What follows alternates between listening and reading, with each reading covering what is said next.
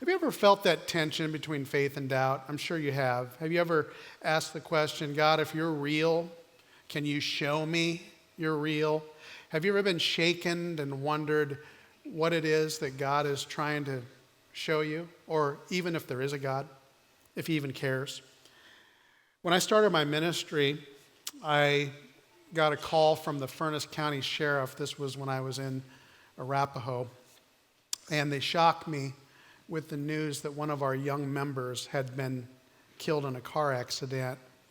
She was a young school teacher, probably not much more than 30 years old. She was married, a small child, a 3-year-old. They asked me if I would join the deputy and go out and tell her husband what had happened. And I can tell you that there is no seminary class in the world that prepares a young preacher for that experience. The deputy and I went out to Irv's farm, and we knocked on the door, and you can imagine his shock when he opened the door to see me and a deputy. And there's no other way to do it than just to tell him what's happened. And I don't remember much about what he said. I don't remember much about what I said. I just remember that he and I walked up and down the long lane between the highway and his house and waited for his parents to come and drop off his 3-year-old. And I remember that he cried and he screamed and we cried together. And the questions came, the questions came from him. The questions came in the surrounding days. Why would God let this happen? God, I don't understand why this has happened. And I probably said some of the standard stuff that we tend to say in these times, things that at best are dismissive and at worst are disdaining. Well, God won't give us more than we can handle. Or, well, God's ways are higher than our ways. Or, someday we'll look back on this and we'll see God's purpose in it. And I can tell you, those things might all be true in context, but they're not true in that context. Because what's happening in a person, those things have no answer for that. Now, as we wrap up this series, I want to ask you to consider the uproar between faith and doubt. This uproar in your soul between belief and unbelief. And I think it's important for us, if we're going to do this, we need to define what faith is. And there is really no better definition for faith than one found in the Bible in Hebrews chapter 11:1. That's where it says that faith is confidence in what we hope for. And it is assurance about what we can't see. Faith isn't just belief. It's not just evidence. It goes deeper than that. It goes into the things that we can't wrap our heads around. Now, I do think that most people have a level of faith. You have faith in something. And most people in this room, I think most people are seeking faith in God if you don't have it.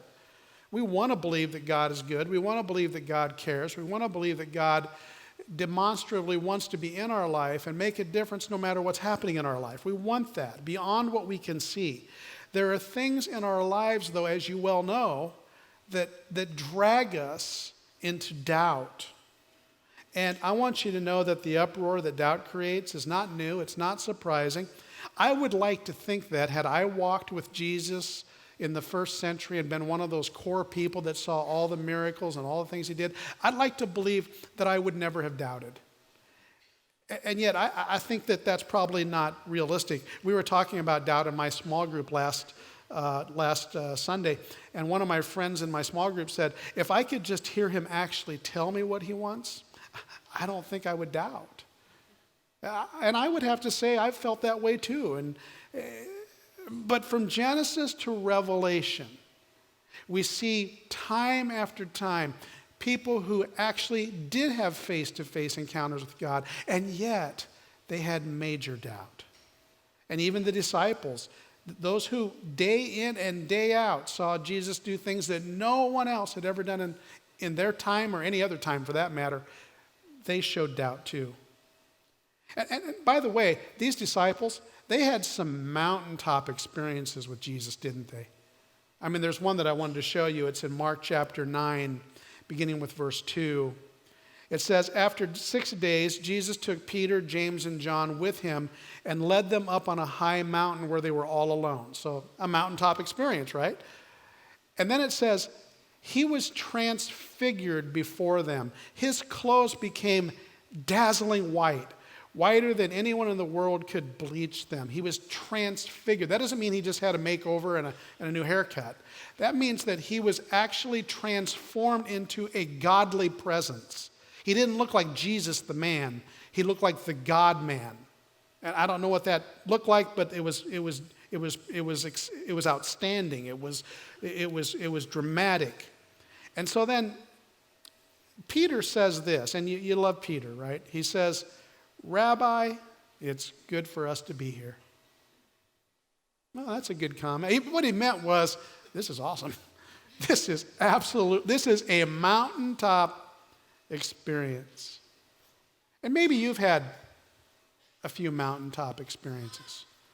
Maybe, for instance, it was at your baptism when you went into that water and you knew what it was that you were taking there, and you just trusted God, and you came out of that water, and the place erupted with clapping and with applause, and people hugged you, and it was a real moment of transformation, it was a moment of transfiguration for you.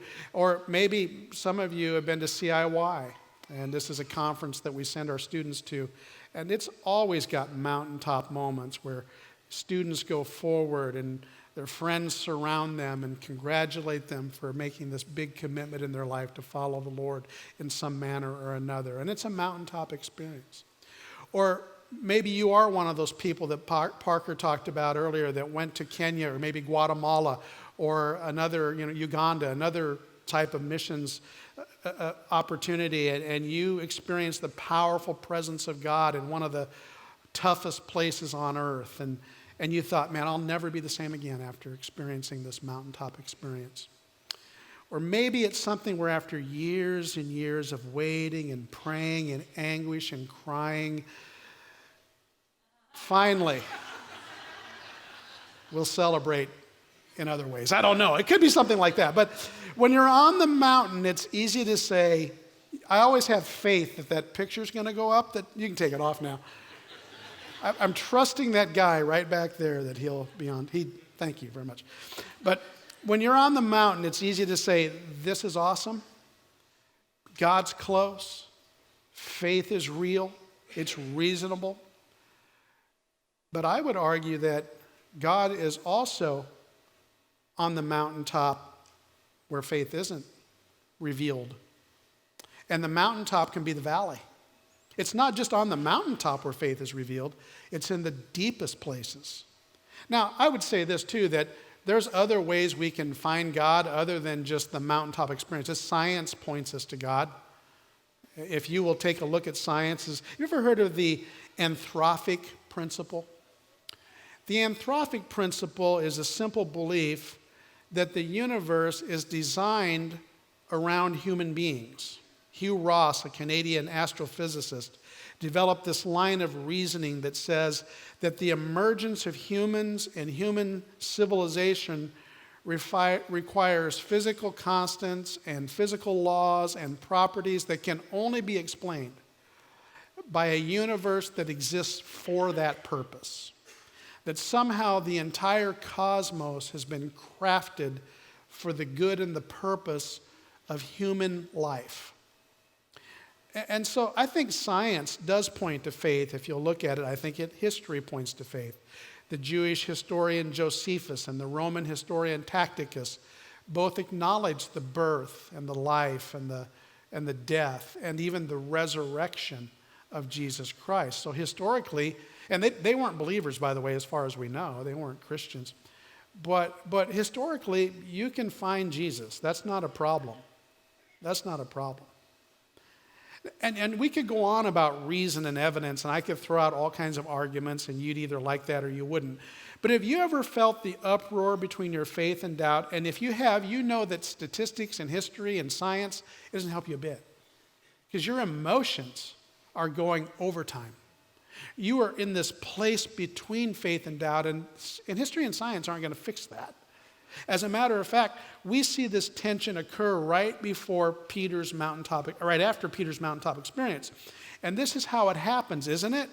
You have this mountaintop moment, you have this big event, and then it seems like you're just automatically thrust into some depths. I've told many people after baptism, look out. Look out, because you're going to be challenged. Coming off missions trips, look out. It's going to, you're going to get back and the world's going to hit you in the face. So they came down from the mountain and they encountered this man who's in a desperate situation. Reading on in Mark chapter 9, verse 17. A man in the crowd said, "Teacher, I brought you my son who is possessed by a spirit that has robbed him of speech. Whenever it seizes him, it throws him to the ground. He foams at the mouth. He gnashes his teeth. He becomes rigid. I asked your disciples to drive out the spirit. They could not." Now, I want you to just stop and put yourself in the heart of this dad. The tension, the uproar. Think about being that parent who, for this child's lifetime, you've been dealing with this phenomenon. He came believing that Jesus and his disciples might be the only answer because nothing else has worked. And his disciples have already let him down. We tried, it didn't work. Verse 21, Jesus asked the boy's father, "How long has he been like this?" "From childhood," he said. He answered. Now, my gut reaction to that is, why the chit-chat, Jesus? Now, why did you ask that question? Because Jesus could have just healed it. But don't miss the ministry that Jesus offers. How long has this been going on? How long have you been suffering? Jesus shows us something here that we don't want to miss. He enters into our story when we suffer. He gets into our lives. Verse 22, "But if you can do anything," the man said, "take pity on us and help us." If. That's really where the doubt shows up. Jesus said this. He noticed that. "If you can," said Jesus. Everything's possible for him who believes. Immediately, the boy's father said, "I do believe, but help me overcome my unbelief." Man, that's one of the most honest statements in the history of the world. The uproar, the tension in this man who's at the end of his rope, who loves his son and is seeing him be destroyed by this spirit. Jesus says, "I can do this." The guy says, "I know you can, but I'm not all there. I know, but I don't." It's been a lifetime of questions. Have you ever been there? Maybe you're there today. I know what it's like to walk into a room like this and everybody's cleaned up and most of you have taken showers and we have that handshaking time where you smile and you pat each other on the back and say, "How you doing?" "I'm doing fine." "How are you doing?" "I'm doing fine." We don't get to the, "How you doing?" I'm really crappy." "How are you doing?" "Oh, I'm crappy too." It doesn't happen in this room. It doesn't. But I know what it's like to do all that and then to sit here and think, I am hurting. And the songs and the message, it might help me, but it doesn't get to the depth of where I am. And if you find yourself there today, this is the most important line of this message, so please hear this. When it comes to uproar between faith and doubt, the most important word, faith and doubt, is, say it with me, and. Many of us see doubt as the enemy, the antithesis of faith. No. It is something different. It's an opportunity. Frederick Buechner, who was a theologian, makes this very deep statement. He says, "Doubts are the ants in the pants of faith. They keep us awake and moving." I agree with that guy, this brilliant guy. Doubts are the ants in the pants of faith. True story, kind of embarrassing. When I was in third grade, I got bored in class, and everyone was falling asleep, especially me. So I got this brilliant idea to start jumping up and down and scream, "I have ants in my pants." I know, what a dork, right? But I thought it would score me a bathroom pass, a hall pass, and get me out of the boredom. And it scored me some things. It scored me a detention and something else in my pants when I got home. I mean, it was like, but doubts get things moving. I mean, they're like the ants in the pants of faith, which was my whole goal in the first place. So I guess it worked. Tim Keller said, "A faith without any doubt is like a human body without antibodies in it. People who blindly go through life too busy or indifferent to ask the hard questions about why they believe the way they do will find themselves defenseless again, either in the experience of tragedy or in the probing questions of a smart skeptic." In other words, doubt develops us. It makes us strong for when new things hit us in life, as they will, or when people of skeptic nature throw hard questions at us. Doubt helps us to develop ourselves. You might be surprised to find out that Jesus struggled with doubt. It was just hours before he would endure one of the most painful deaths a human being could imagine, when he would go to a Roman cross, a way of death invented to inflict maximum pain on a human being. And so he found himself in the garden. It was just hours before. He knew what was awaiting him. And he is begging to God. Mark 14:36, "Abba, Father," he said, "everything is possible for you." See the faith?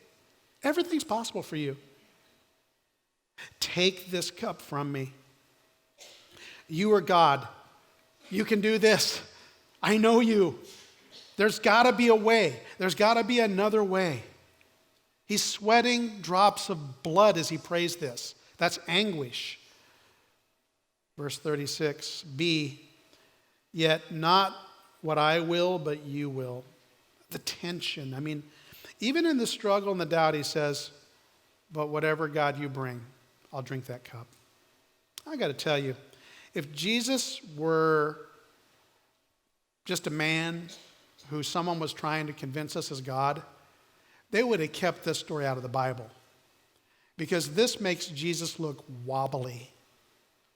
Unless the point is that he wants to show us we are not alone when we doubt. That he personally experienced doubt and understands it at least as deeply as you do. Christ's followers aren't people who don't doubt. We are people like Jesus who are on a journey of faith. It's a journey that he joins you on. He's not after 100% certainty from you. He's after your trust. Just like a child learns to trust their parent. That's the kind of relationship. So in this uproar between faith and doubt, the most important word is and. And if you're experiencing the tension today, go back to this event with Jesus and this dad who's in tension. His prayer to Jesus was, "I do believe, help me in my unbelief." That's a good prayer for you to pray. That's a good prayer. Doubt is not the enemy of your faith if it leads you to deeper faith. Now, if you're in the pit of doubt, I know you feel paralyzed, and these words can just kind of go like that. Here's a couple encouragements I have for you if you're doubting right now in some way or another, if you're struggling with doubt in your life. The first thing I would say is express your doubts. Express it. Own them. Say them. Jesus said them. He said them not only to his Father, but to the disciples that are around him at that garden experience. Call them out. Some Christians are the worst about this. There are churches, there are pastors who go so far to say that if you are doubting in any way, you don't have faith. That is ludicrous. That's stupid. I call it the winner, chicken dinner approach to Christianity. I'm always good. Everything's fine. I never struggle. I'm a superhero. No. Here's what Christianity is. No, I'm a Christian. I can't save myself. That's what Christianity is. I can't save myself. God, you can. You can save me. The scriptures are loaded with people who have questions and doubt. They wonder and weep. And how do we know that? Well, we read the Bible. And they called them out. Read Job, read the Psalms, read the Gospels, read Paul's writings. I mean, it's all the way through there. Be honest where God has you. When we let our doubts stew and we repress them, they will overpower us. Doubt is not the enemy of our faith, but unexpressed doubt can destroy us. So get it out. We have this beautiful opportunity every week when we come to the Lord's table. You know, he said that he said to his Father in the garden, let this cup pass before me. But it didn't, did it? He drank the cup. He went to the cross. When we drink the cup, we're remembering that he's with us in our doubt and our struggle. And so take this opportunity. And if you're doubting, say, Lord, I believe, but help me where I don't. And then go a step further. Find a brother or sister you can trust. Speak it to them. If someone comes to you with questions, make sure you listen. Don't throw out the pat answers, because your loving ear is more important than anything you're going to tell them to fix them. Too often we want to fix people. Who is it that fixes people? Jesus. God fixes people. We're just a conduit of love. So be that. Listen, encourage, pray, cry. The church will never be a place of unlimited love until we get real with each other about these things. Express your doubts. Pray, God, I believe, but help me where I don't. Because it's not the strength of your faith that matters. It's the object of your faith that matters. Not the strength of my faith. Me, Christian. Me. No. Doubt shows me it's not me. It's the object of my faith, the one I have faith in. Here's another encouragement I have for you. And some of you are going to go, here we go again. All right, well, just get ready for communion. But here we go again. Join a small group. Because here's what happens in church. We come to a service like this. We clean up. We say the nice things. We sing out loud, and we put on the smile. But you know what? This is church done in rows. We need to do that, by the way. This is important for us. I'm all about this. We do church in rows here. But life is done in circles. And as you know, we're involved with this opportunity for you to circle up called Rooted.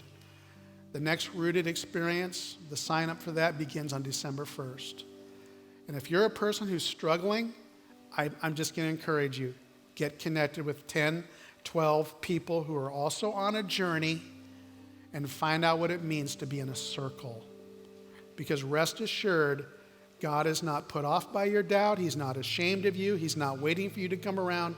When the Father brought this boy before Jesus, he asked him to help him, and he asked him to help him where he did not believe, in his unbelief. And Jesus didn't chide him. Jesus didn't embarrass him. Here's what happened, verse 25.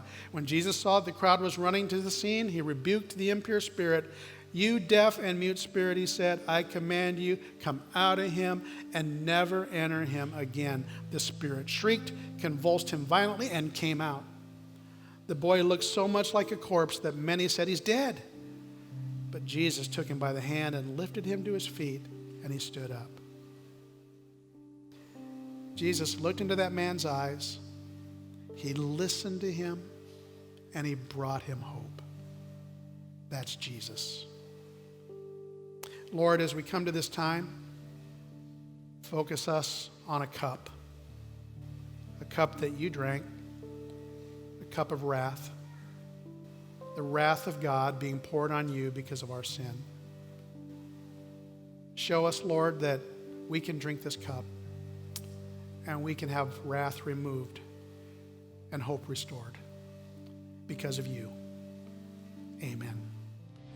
Charles Spurgeon was one of the great preachers of the last century, and he explained that even the strongest believers have seasons of despair and depression. He says this, the strong are not always the vigorous, the wise are not always the ready, and the brave are not always courageous, and the joyous not always happy. But we do have something that others do not.